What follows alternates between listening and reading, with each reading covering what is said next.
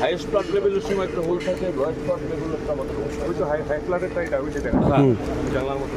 But এই যে নোংরা এটা তো স্যার যায় না, জালি থাকে তো স্যার। তারপর না না এ তো